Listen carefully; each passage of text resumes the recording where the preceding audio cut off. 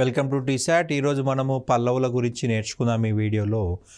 మనకి దక్షిణ భారతదేశ చరిత్రలో అతి గొప్ప రాజవంశాలలో మనకు మొదటిదిగా పల్లవుల గురించి చెప్పుకోవాల్సి ఉంటుంది. శాతవాహనుల తర్వాత అంత గొప్ప పరిపాలన చేసిన వాళ్ళు పల్లవులు. ఉత్తర భారతదేశానికి గుప్తులు ఎటువంటి సేవ చేశారో దక్షిణ భారతదేశానికి పల్లవులు అటువంటి సేవ చేశారు అని చెప్పింది కేపీ జైస్వాల్. ఉత్తర భారతదేశానికి గుప్తులు ఎటువంటి వారో దక్షిణ భారతదేశానికి పల్లవులు అటువంటి వారు అని కేపీ జైస్వాల్ చెప్పడం జరిగింది. గుంటూరులోని పలనాడు ప్రాంతమును పల్లవ బొగ్గగా మహావంశ పేర్కొంది. గుంటూరులోని పల్నాడు ప్రాంతమును పల్లవ బొగ్గగా మహావంశ పేర్కొంది.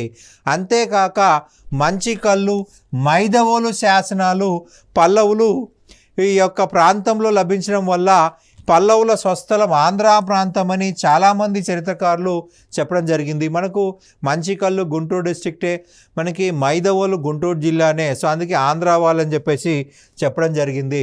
అశోకుడి శాసనాల్లో పేర్కొనబడిన పులిందులే పల్లవులని సత్యనాథ అయ్యర్ పేర్కొన్నాడు.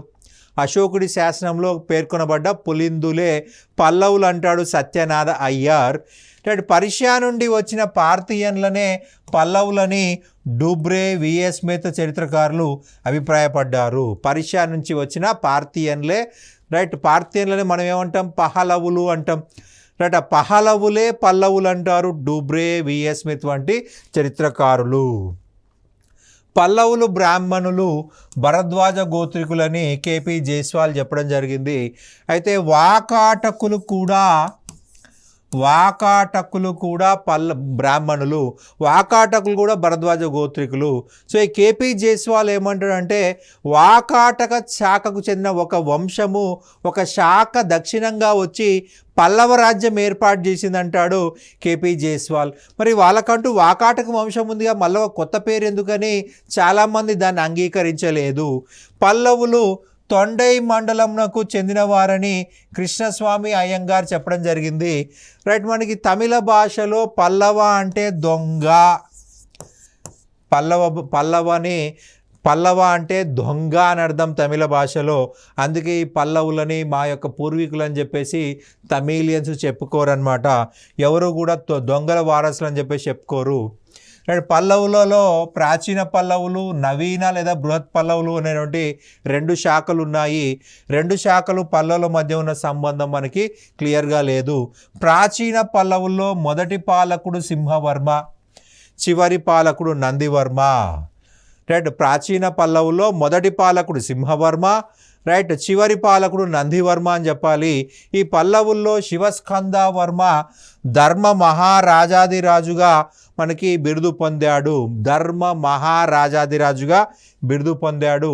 సముద్రగుప్తుడు ఓడించిన 12 మంది దక్షిణ రాజుల్లో కంచిని పాలిస్తున్నటువంటి విష్ణుగోపుడు కూడా ఈ శాఖకు చెందినవాడే, ప్రాచీన పల్లవ శాఖకు చెందినవాడే. కంచి విష్ణుగోపుని అలహాబాదు ప్రశస్తిలో సముద్రగుప్తుడు ఓడించినట్టుగా రాయడం జరిగింది. ఇక నవీన పల్లవులు చూసినట్లయితే నవీన పల్లవుల పాలన 575లో ప్రారంభమైందండి. నవీన పల్లవ వంశస్థాపకుడు సింహవిష్ణువు. నవీన పల్లవ వంశస్థాపకుడు సింహవిష్ణువు. ఈయన వారసులే నవీన లేదా బృహత్ పల్లవులు అని చెప్పేసి పిలువబడ్డారు. సింహవిష్ణువుకు అవనీ సింహ అనే బిరుదు కలదు. అతని బిరుదు ఏంటంటే అవనీ సింహ. అవని అంటే భూమి, భూలోకంలో సింహం వంటివాడు అని అర్థము.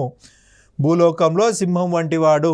ఈ అవనీ సింహ లేదా సింహ విష్ణు కృష్ణా కావేరి నదుల మధ్య ప్రాంతమును తన అధీనంలో పెట్టుకొని పరిపాలించాడు. కృష్ణా నది నుండి కావేరీ నది వరకు నుండి భూభాగాలను తన అధీనంలో పెట్టుకొని పరిపాలించడం జరిగింది. మామల్లాపురంలోని ఆదివరాహ దేవాలయంలో ఈయన శిల్పం కనిపిస్తుంది. మామల్లాపురంలోని ఆదివరాహ దేవాలయంలో ఈయన శిల్పం ఉంది. సింహ విష్ణు అనంతరం అతని కుమారుడు నుండి మొదటి మహేంద్రవర్మ రాజు కావడం జరిగింది. ఇక మొదటి మహేంద్రవర్మ చూసినట్లయితే 600లో రాజయ్యాడు. 630 వరకు పరిపాలన చేయడం జరిగింది. ఇతను చాలా గొప్ప రాజుగా, మొట్టమొదటి గొప్ప రాజుగా చెప్పాల్సి ఉంటుంది. ఇతని బిరుదులు చూసినట్లయితే విచిత్రంగా పెయింటింగ్స్ వేస్తాడు కాబట్టి విచిత్ర అని. మత్త విలాస గుణభార, శత్రుమల్ల, లలితాంకుర, అవనీభాజన అనేటువంటి బిరుదులు ఉన్నాయి ఈ యొక్క మొదటి మహేంద్రవర్మకి. ఈయన కాలంలోనే పల్లవులకు బాదామి చాళుక్యులతో పాండ్యులతోనూ వైరం ప్రారంభమైంది. ఇతని కాలంలోనే బాదామి చాళుక్యులతో పాండ్యులతో కూడా యుద్ధం ప్రారంభమైంది, గొడవలు ప్రారంభమైంది. మహేంద్రవర్మ మొదట జైన మతస్థుడు. అపార్ యొక్క బోధనల వల్ల ఇతను శైవమత అభిమానిగా మారిపోయాడు. మహేంద్రవర్మ జైన మతాన్ని వదిలేసి జైన మతం నుంచి శైవ మతంలోకి మారడం జరిగింది. శివుణ్ణి పూజించడం జరిగింది. ఈయన బౌద్ధ, జైన, కాపాలిక, పాశుపత శాఖలను వ్యంగ్యంగా విమర్శిస్తూ మత్త విలాస ప్రహాసనము అనే గ్రంథాన్ని రచించడం జరిగింది. మత్త విలాస ప్రహాసనము, మత్తు రైట్. మనకి ఒక తాగుబోతు క్యారెక్టర్ తీసుకొని రైట్ బౌద్ధ మతం, జైన మతం, కాపాలిక, పాశుపత శాఖలని వ్యంగ్యంగా అంటే డబుల్ మీనింగ్ డైలాగ్ తోటి విమర్శించడం జరిగిందనమాట. తాగినవాడు నిజాలే మాట్లాడుతానే అందరికీ తెలుసు రైట్, అబద్ధాలు మాట్లాడడం చెప్పేసి బౌద్ధ, జైన, కాపాలిక, పాశుపత శాఖలను వ్యంగ్యంగా విమర్శించాడు. మత్త విలాస ప్రహాసన. ఈ గ్రంథం రాసినందుకే మత్త విలాస అనే బిరుదొచ్చింది. మత్త విలాస అనేటువంటి బిరుదొచ్చింది ఈ యొక్క మొదటి మహేంద్రవర్మకి. రైట్. మరి ఒక గ్రంథం వచ్చేసి భగవద్గీత. రైట్, భగవద్గీత అనే మరి ఒక గ్రంథాన్ని ఈయన రాయడం జరిగింది. రైట్. రుద్రాచార్యుడు అనేటువంటి సంగీతాచార్యుని వద్ద సంగీతం అభ్యసించి వీణను వివిధ రకాలుగా ఎలా వాయించవచ్చో పరివాదిని అనే గ్రంథం రాశాడు. రుద్రాచార్యుడు అనేటువంటి సంగీతాచార్యుని వద్ద రైట్ సంగీతం నేర్చుకున్నాడు, వీణ నేర్చుకున్నాడు. వీణ ఎలా వాయించాలో మనకి పరివాదిని అనే గ్రంథంలో రాయడం జరిగింది. అలాగే వివిధ రకాలుగా వీణని ఎలా సాధన చేయాలో అని చెప్పేసి కుడిమి యామలైలో శిల్పాలుగా చెక్కించడం జరిగింది. కుడిమి యామలై ఇక్కడ శాసనం కూడా ఇవ్వడం జరిగింది. వీణని ఎన్ని రకాలుగా ప్లే చేయొచ్చో రైట్ వీణని గురించి శాసనాన్ని వేశాడు. సితనవాసల్లోని చిత్రాలు ఇతని కాలానికి చెందినవే. అందులో ముఖ్యమైనవి పద్మ సరోవరం స్వయంగా చిత్రించాడు అని కొంతమంది చరిత్రకారులు మొదటి మహేంద్రవర్మకి ఆపాదించడం జరిగింది. రైట్. ఈయన చిత్రలేఖనం సంబంధించి దక్షిణ చిత్ర అనే గ్రంథాన్ని రచించాడు. రైట్. మొదటి మహేంద్రవర్మ దేవాలయాల శైలి చూసినట్లయితే కొండలను తొలపించి ఆలయాలు నిర్మించడం కొత్త పద్ధతి ప్రవేశపెట్టాడు. సో మనం దీన్ని ఏమనొచ్చు అంటే గుహాలయాలు అని చెప్పొచ్చు. రైట్, గుహాలయాలు. రైట్, కొండని కట్ చేస్తే దాన్ని గుహాలయం అంటాము. కొండని కట్ చేస్తే గుహ, అందులో దేవాలయం కాబట్టి గుహాలయం. రైట్, గుహలో ఉన్న ఆలయం గుహాలయము. రైట్, కొండను కట్ చేపిస్తున్నాడు, జస్ట్ పైన కట్ చేస్తున్నాడు అంతే, బేస్మెంట్ అలాగే ఉంటుంది, అందుకే గుహ అంటున్నాము. రైట్, ఒకవేళ కట్ చేసి ఇంకో దగ్గర పెరిస్తే దాన్ని ఏమంటామంటే కట్టడాలయం అని చెప్పి చెప్తాము. Structural temple. మహేంద్రవాడి, తిరుచినాపల్లి, మామండూరు, దలవనూరు మొదలైన చోట రాతి దేవాలయాలను నిర్మించాడు. మహేంద్రవాడి, తిరుచినాపల్లి, మామండూరు రైట్ దలవానూరు ప్రాంతాల్లో రాతి దేవాలయాలు నిర్మించాడు. ఇతను పాండ్యులను ఓడించి కొన్ని భూములను కావేరీ నదీ తీరంలో ఆక్రమించాడు. రైట్, కావేరీ నదీ తీరంలో ఆక్రమించడం జరిగింది. ఈయన బాదామి చాళుక్య రాజైన రెండవ పులకేశి చేతిలో పుల్లలూరు యుద్ధంలో ఓటమి చెందడం వల్ల ఉత్తర ప్రాంతాలను చాళుక్యులకు కోల్పోవాల్సి వచ్చింది. ఏ యుద్ధం అండి? పుల్లలూరు యుద్ధం. ఏ రాజండి? రెండవ పులకేశి. ఏ వంశం అండి? బాదామి చాళుక్య వంశం. బాదామి చాళుక్య రెండవ పులకేశి చేతిలో పుల్లలూరు యుద్ధంలో ఓడిపోయాడు. పుల్లలూరు యుద్ధంలో ఓడిపోయి ఉత్తర భూభాగాలను, తమిళనాడు ఉత్తర భూభాగాలను కోల్పోవాల్సి వచ్చింది. రైట్, రెండవ పులకేశి ఇతన్ని ఓడించడం జరిగింది. రైట్, ఇతని తర్వాత మరి ఒక రాజు వచ్చేసి మొదటి నరసింహవర్మ. ఈయన పరిపాలనా కాలం 630 నుంచి 668 వరకు. పల్లవుల పాలకులందరిలో గొప్పవాడు, అగ్రగణ్యుడు మొదటి నరసింహవర్మ. చాళుక్య రాజైన రెండవ పులకేశిని మణిమంగళ యుద్ధంలో ఓడించినట్టుగా బాదామి శాసనంలో తెలుస్తూ ఉంది. ఈ బాదామి శాసనంలోనే ఇతనికి బాదామి కొండ అనే బిరుదుంది. బాదామి కొండ అనే బిరుదు రాయడం జరిగింది. రైట్, రెండవ పులకేశిని ఓడించి చంపేశాడు కాబట్టి బాదామి కొండ బిరుదు తీసుకోవడం జరిగింది. రైట్, రెండవ పులకేశికి వ్యతిరేకంగా జరిగిన యుద్ధంలో నరసింహవర్మ సైన్యానికి చిరుతండ పరంజ్యోతి నాయకత్వం వహించాడు. రైట్, నరసింహవర్మ యొక్క సైనిక అధికారి చిరుతండ పరంజ్యోతి యుద్ధంలో రాజ్యం కోల్పోయి కంచిలో తలదాచుకున్న సింహల రాజు మానవర్మ. రైట్, ఈ యుద్ధంలో రాజ్యం కోల్పోయి కంచిలో తలదాచుకున్నటువంటి సింహల రాజు మానవర్మ నరసింహవర్మకు సహాయం చేశాడు. మనకి సింహల శ్రీలంక రాజు మానవర్మ శ్రీలంకను కోల్పోయి ఈయన కంచికి వచ్చాడండి.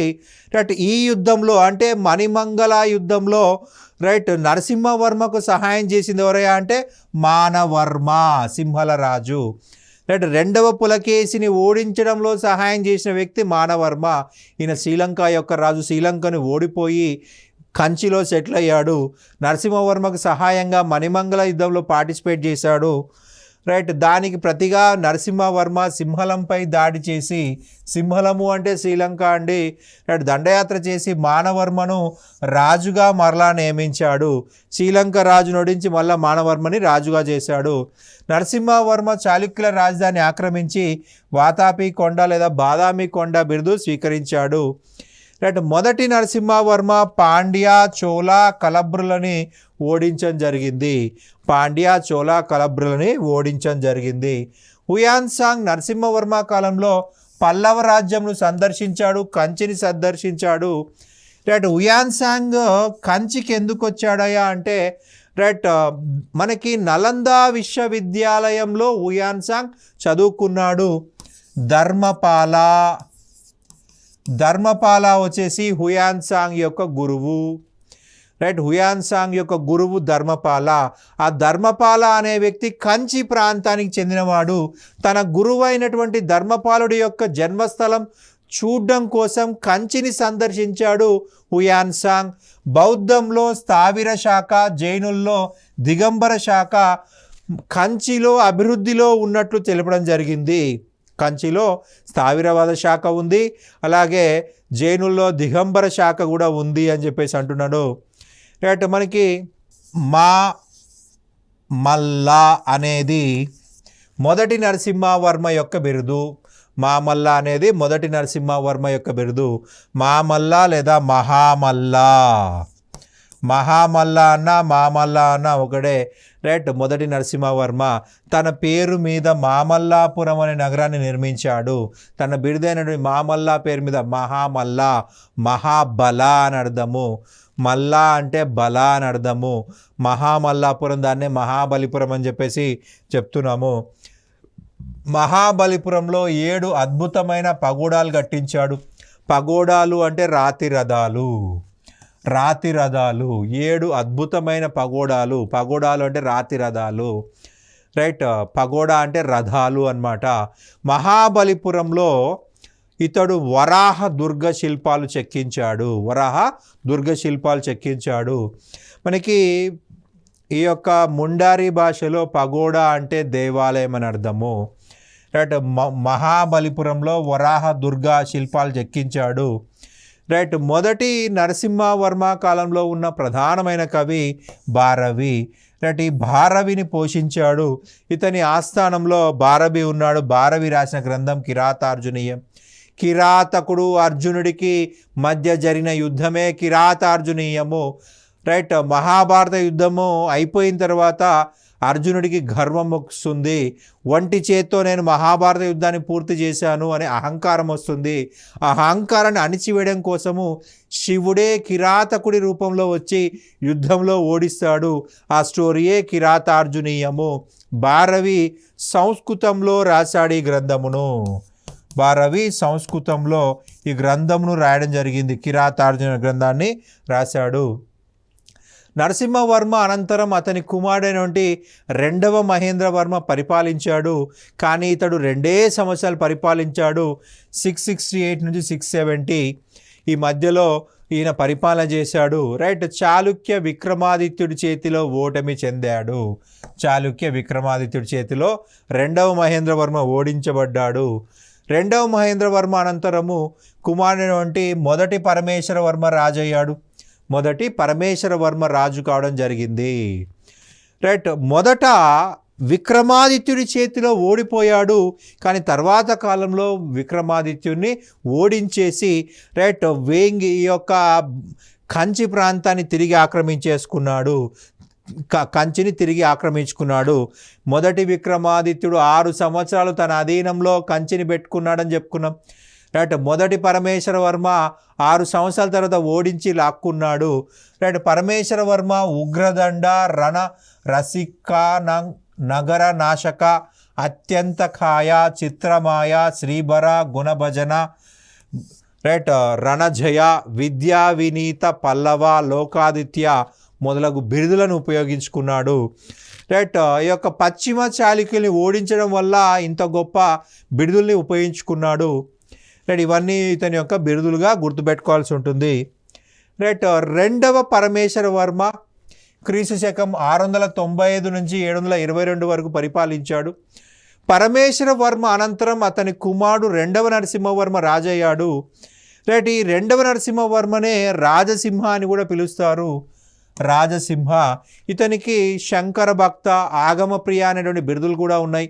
శంకర భక్త, ఆగమ ప్రియ అనే బిరుదులు కూడా ఉన్నాయి. రాజసింహ కాలము చాళుక్య పల్లవ ఘర్షణ లేకుండా శాంతియుతంగా కొనసాగింది. యుద్ధాలు లేవు. రైట్. మనకి ప్రపంచ ప్రసిద్ధి చెందినటువంటి కైలాసనాథ దేవాలయమును కంచిలో కట్టింది రెండవ నరసింహవర్మ అని చెప్పాల్సి ఉంటుంది.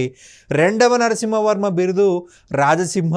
సో కైలాసనాథ దేవాలయం ఏమని పిలుస్తున్నామయ్యా అంటే రాజసింహేశ్వరాలయంగా పిలుస్తూ ఉన్నాము. రాజసింహేశ్వరాలయంగా పిలుస్తూ ఉన్నాము.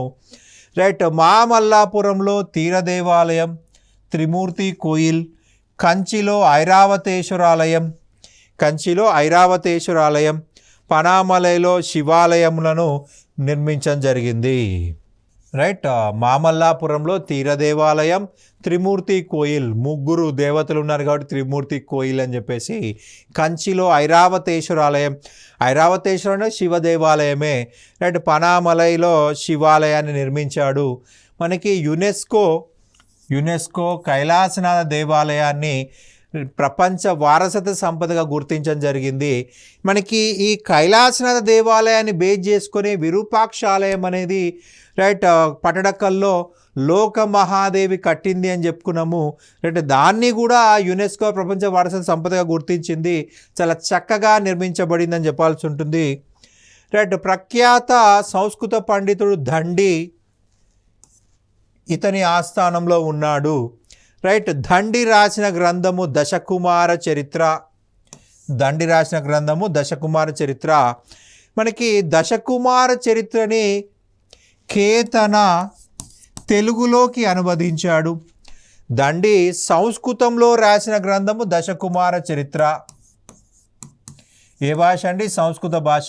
మనకి ఎగ్జామ్లో ఒక్కొక్కసారి మనల్ని కన్ఫ్యూజ్ చేయడం కోసము ఏ భాష అని చెప్పేసి అని అడుగుతాడు.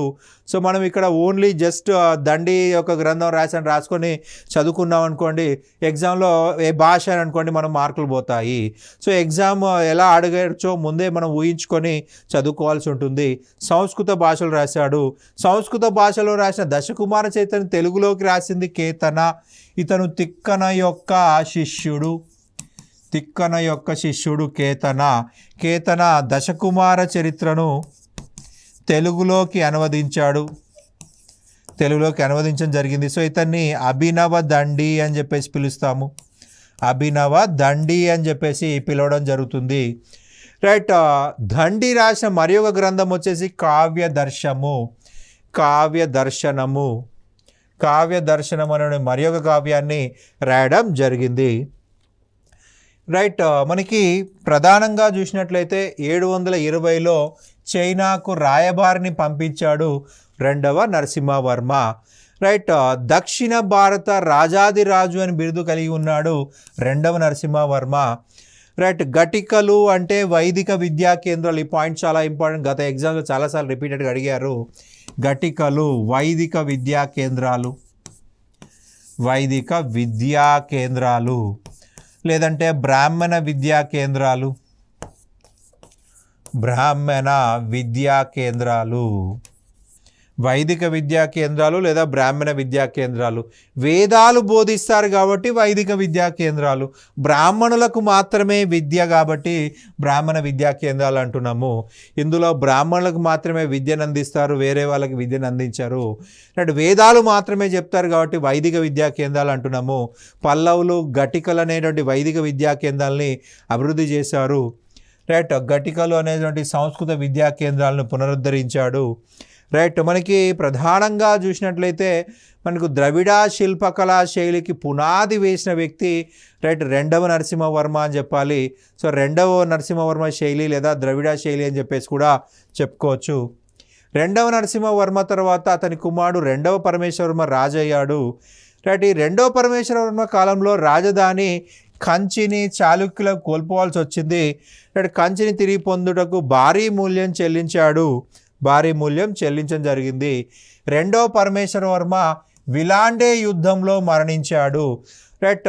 గాంగులు, పశ్చిమ గాంగులు,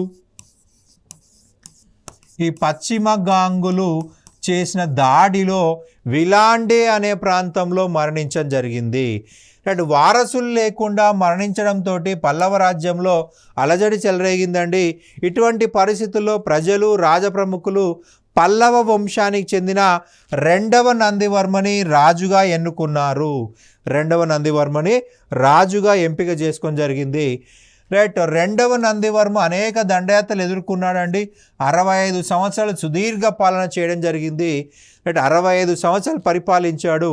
రెండవ నందివర్మ చిత్రమాయ, పాండ్య, చేర, సబల సహాయంతో రైట్ ఎదిరించడం జరిగింది. అయితే ఉదయచంద్ర అనే సైన్యాధిపతి వలన ఓడించాడు. రైట్. ఉదయచంద్ర అనే సైన్యాధిపతి వలన చిత్రమాయ, పాండ్య, చేర సభలను ఓడించాడనమాట. రైట్. క్రీస్తు శకం 733లో రెండవ విక్రమాదిత్యుడనే చాళుక్యరాజు కంచిపై దండయాత్ర చేసి కంచిని దోచుకున్నాడు. కానీ రైట్ కంచిలోని కైలాసనాథ దేవాలయానికి, బ్రాహ్మణులకి అనేక దాన ధర్మాలు చేశాడు. యువరాజు అయినటువంటి రెండవ కీర్తివర్మ ఇతన్ని ఓడించాడు. నందివర్మని ఓడించడం జరిగింది. రైట్. నందివర్మ తర్వాత మనకి ఇక్కడ క్రీస్తు శకం 750లో రాష్ట్రకూట దంతిదుర్గుడు రెండవ నందివర్మను ఓడించి అతని కూతురైన రేవాదేవినిచ్చి పెళ్లి చేశాడు. రైట్. ఇతని కూతురు వచ్చేసి రేవాదేవి. ఆ రేవాదేవినిచ్చి పెళ్లి చేశాడు రైట్ దంతిదుర్గుడు. నందివర్మ వైష్ణవ భక్తుడు అండి. రైట్. విష్ణువు కోసం వైకుంఠ పెరుమాళ్ దేవాలయాన్ని కంచిలో నిర్మించడం జరిగింది. రైట్. కంచిలో వైకుంఠ పెరుమాళ్ దేవాలయం నిర్మించింది రెండవ నందివర్మ. రైట్. తిరుమంగై ఆల్వార్ ప్రఖ్యాత వైష్ణవ భక్తుడు. రైట్. తిరుమంగై ఆల్వార్ నందివర్మకి సమకాలీనుడు, రెండవ నందివర్మకి సమకాలీనుడు. రైట్. నందివర్మ అనంతరం దంతివర్మ పాలకుడయ్యాడు. రైట్. ఈ దంతివర్మ రెండవ గోవిందుడు ఓడించాడు. రాష్ట్రకూట రెండవ గోవిందుడు దంతివర్మను ఓడించాడు. దంతివర్మ తర్వాత మూడవ నందివర్మ రాజయ్యాడు. మూడవ నందివర్మ కాలంలో పెరుందేవార్ మహాభారతంను తమిళంలోకి అనువదించాడు. ఈ పాయింట్ మనకు చాలా చాలా ఇంపార్టెంట్ ఎగ్జామ్ పాయింట్ ఆఫ్ వ్యూలో. తమిళ భాషలోకి మహాభారతము లేదా భారతాన్ని అనువదించింది ఎవరు అంటారు? పెరుందేవార్. ఎవరి కాలంలో? మూడవ నందివర్మ కాలంలో అనేది గుర్తుపెట్టుకోవాల్సి ఉంటుంది. రైట్. మూడవ నందివర్మ అనంతరము అతని కుమారుడు నృపతుంగవర్మ పాలకుడైనాడు. రైట్. తన తండ్రి ఓటమికి ప్రతిగా పాండ్యరాజు శ్రీమారను ఓడించాడు. రైట్. ఈ యొక్క శ్రీమారని ఓడించడం జరిగింది. నృపతుంగవర్మ యొక్క సవతి సోదరుడు అపరాజిత వర్మ. ఈ అపరాజిత వర్మ అనేవాడు ఆదిత్య చోళ సహాయంతో నృపతుంగవర్మను చంపేయించి అపరాజిత వర్మ రాజైపోయాడు. రైట్. అపరాజిత వర్మ వచ్చేసి నృపతుంగవర్మ యొక్క సవతి సోదరుడు, దాయాది అని చెప్పుకోవాల్సి ఉంటుంది. రైట్ ఆదిత్య చోళుడి సహాయంతో రైట్ నృపతుంగవర్మను చంపేయించి రైట్ చోళ రాజ్యానికి రాజయ్యాడు. క్రీస్తు శకం 880లో చోళుల సహాయంతో పాండ్యులను శ్రీపురంబియం యుద్ధంలో ఓడించడం జరిగింది. 885లో ఆదిత్య చోళుడు అపరాజిత వర్మను సంహరించి రాజ్యమును ఆక్రమించడంతో చోళుల పాలన ప్రారంభమైంది. ఇక పల్లవుల యొక్క ముఖ్యమైన అంశాలు చూసినట్లయితే పల్లవులు సాంప్రదాయ రాజరికాన్నే పాటించడం జరిగింది. పల్లవులు వైదిక మత అభిమానులు. రైట్ వీళ్ళ అధికార భాష సంస్కృతము. రైట్ పల్లవుల రాజలాంఛనము వృషభము. రైట్ రాజధ్వజము కటాంగము. రైట్ మనకి వీళ్ళ పరిపాలన చూసినట్లయితే రాజ్యాన్ని రాష్ట్రాలుగా, కొట్టాలుగా, గ్రామాలుగా విభజించారు. వ్యాపతుడు అనేవాడు రాష్ట్ర పాలకుడు, రాష్ట్రాన్ని పరిపాలించేది వ్యాపతుడు. రైట్ భూమి శిస్తు ప్రధాన ఆదాయం అని చెప్పాల్సి ఉంటుంది. మనకి గుర్తుపెట్టుకోండి, భారతదేశ చరిత్రలో మౌర్యుల దగ్గర నుంచి మొఘల్స్ వరకు ప్రతి ఒక్క రాజవంశానికి ప్రధాన ఆదాయ వనరు అంటే భూమి శిస్తే. పల్లవుల కాలంలో 1/6 నుండి 1/10 వంతు వరకు వసూలు చేసేవారు. మనకి ఈ పర్సంటేజ్ అనేది రాజ్యానికి మారుతూ ఉంటుంది, అంతేగాని రైట్ ప్రధాన ఆదాయ వనరు మాత్రం భూమి శిస్తే అని గుర్తుపెట్టుకోవాలి. రైట్ చైనా, ఆగ్నేయ ఆసియా దేశాలతో వర్తక సంబంధాలు కలిగి ఉన్నారు. మామల్లాపురం, నాగపట్నం ప్రధానమైన ఓడరేవులు. రైట్ కంచి గొప్ప విద్యా కేంద్రంగా అభివృద్ధి చెందిందండి. పల్లవులు సంస్కృత విద్యా కేంద్రాలు అనేటువంటి ఘటికలను పిలిచేవాళ్ళు. తమిళ భాష కూడా అభివృద్ధి చెందింది. తేవారం, తిరువాచకం, నలజీరా, దివ్య ప్రబంధం మొదలగు తమిళ రచనలు చేయబడ్డాయి. రైట్ 1000 భక్తి గీతాలు కలిగిన తేవారం నయనార్లకు, 4000 భక్తి గీతాలు కలిగిన నలజీరా దివ్య ప్రబంధం ఆల్వార్లకు సంబంధించింది. నయనార్లు 63 మంది శివభక్తులు, 12 మంది ఆల్వార్లు విష్ణు భక్తులు. 12 మంది ఆల్వార్లు విష్ణు భక్తులు, 63 మంది నయనార్లు శివభక్తులు. శైవ భక్తిని ప్రచారం చేశారు. శ్రీకాళహస్తిలో ఒకే దగ్గర 63 మంది నయనార్ల విగ్రహాలు కనిపిస్తాయి. శైవ వైష్ణవ శాఖలు బాగా అభివృద్ధి చెందాయి. అపార్, సంబందార్, సుందరమూర్తి, మాణిక్యవాచకర్ మొదలైన వాళ్ళు నయనారులు. రైట్ అపార్ అనేవాడు అత్యంత గొప్ప వ్యక్తి మిగతా 63 మందిలో. రైట్ తిరుమంగై, ఆల్వార్లు పల్లవుల కాలానికి చెందినటువంటి ముఖ్యమైనటువంటి ఆల్వార్లుగా చెప్పాలి. పల్లవుల కాలంలో నానాదేశీ, మణిగ్రామ అనేటువంటి వర్తక సంఘాలు ఉన్నాయి. పల్లవుల కాలంలో 18 రకాల పన్నులు ఉండేవి. వీటిని అష్టాదశ పరిహార అన్నారు. 8, దశ 10, 18, 16 పరిహారములు ఉన్నాయి. రైట్ తిరుపతి, శ్రీరంగం, కంచి మొదలైనవి ముఖ్యమైన పుణ్యక్షేత్రాలుగా చెప్పాల్సి ఉంటుంది. వాస్తు శిల్పకళా రీతిలో ఎక్కువగా రైట్ వీళ్ళు పల్లవులతోనే ప్రారంభమైందని చెప్పాలి. దక్షిణ భారత శిల్ప చరిత్ర పల్లవులతోనే ప్రారంభమని విఏ స్మిత్ అభిప్రాయపడ్డాడు. దక్షిణ భారతదేశంలో శిల్ప చరిత్ర, శిల్పాల నిర్మాణం అనేది పల్లవులతో స్టార్ట్ అయిందని విఏ స్మిత్ చెప్పడం జరిగింది. శాతవాహనులు, ఇక్ష్వాకుల శిల్పకళే పల్లవుల కాలంలో ద్రవిడ శిల్పకళగా పరిణామం చెందిందని పెర్సీ బ్రౌన్ అభిప్రాయపడ్డాడు. మనకి శిల్పకళ గురించి ఎవరైనా స్టేట్మెంట్ చూసినట్లయితే ఖచ్చితంగా అది ఫస్ట్ ఆన్సర్ది, లేకపోతే పెర్సీ బ్రౌన్ పెట్టాలి. అత్యధికముగా శిల్పకళ పైన పరిశోధనలు చేసిన వ్యక్తి పెర్సీ బ్రౌన్. ఇక పల్లవుల శిల్పకళని 4 దశలుగా విభజించవచ్చు. మహేంద్రవర్మ శైలి, మామల్లా శైలి, రాజసింహ శైలి, నందివర్మ శైలి. సో మనకి మహేంద్రవర్మ ఏం చేశాడంటే కొండలని కట్ చేయించాడు, గుహాలయాలు నిర్మించాడు. ఇసుక, మట్టి, కలపని లేకుండా రైట్ కొండని కట్ చేసి రాతి స్తంభాలను నిర్మించాడు. స్తంభ మండపాలు, పరిమిత శిల్ప అలంకరణ మనకి కనిపిస్తాయి. రైట్ మామల్లా శైలిలో గుహాలయాలతో పాటు ఏకశిలా నిర్మాణాలు ఉన్నాయి. మహాబలిపురంలో పంచపాండవ రథాలు, రైట్ 10 మండపాలు మామల్లా శైలికి ముఖ్యమైనవి. రైట్ ధర్మరాజు రథం చాలా పెద్దది. అర్జునుడిది చాలా ఎక్కువగా అలంకరించబడినది. ఎగ్జాంపుల్ కింద చెప్పుకోవాలి. రైట్. ఇటుకలు రాయిని కలిపి నిర్మాణాలు చేయటం రాజసింహ శైలిలో. దానిని రెండవ నరసింహవర్మ లేదా రాజసింహ ప్రారంభించాడు. మనకి అంతరాలయం, గర్భగుడి, అసంఖ్యాక శిల్పాలు, వివిధ అంతస్తులు కలిగి ఉండటం ఇతర లక్షణాలు అన్నమాట. అంతరాలం ఉంటుంది, గర్భగుడి ఉంటుంది, అసంఖ్యాక శిల్పాలు ఉంటాయి, వివిధ అంతస్తులుగా ఉంటాయి. రైట్. ఇక చివరిగా చూసినట్లయితే నందివర్మ శైలి.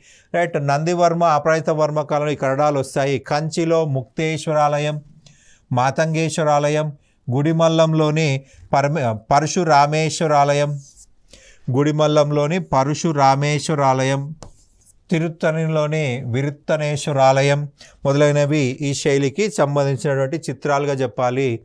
రైట్. పల్లవుల కాలంలో అనేక అద్భుత శిల్పాలు చెక్కబడ్డాయండి వివిధ దేవతామూర్తులకు సంబంధించి. పల్లవ శిల్పాల్లో గంగావతరణ శిల్పం అనేది లేదా అర్జునుని తపస్సు శిల్పం అనేది చాలా అద్భుతమైంది. రైట్. ఇది మహాబలిపురంలో ఉంది. రైట్. చిత్రకళ కూడా పల్లవుల కాలంలో విశేష ఆదరణ కలిగి ఉంది. రైట్. సితనవాసల్, మామండూరు, వైకుంఠ పెరుమాల్, ఆదివరాహ గుహల్లో పల్లవుల యొక్క చిత్రకళ కనిపిస్తుంది. రైట్. ఇక చివరిగా చూసినట్లయితే వాస్తుకళ, వాస్తుశిల్పకళలో నూతన ఒరవడి సృష్టించినటువంటి పల్లవులు దక్షిణ భారతదేశ చరిత్రలో తమకంటూ విశేషమైన స్థానాన్ని సంపాదించుకున్నారు. ఇది మనకు పల్లవులకు సంబంధించినటువంటి సమగ్ర సమాచారము. మనకి ఎగ్జామ్ పాయింట్ ఆఫ్ వ్యూలో ఖచ్చితంగా ఈ యొక్క దేవాలయాల గురించి, శిల్పకళ గురించి, చిత్రకళ గురించి అడిగే అవకాశం ఉంటుంది. రైట్. Thank you.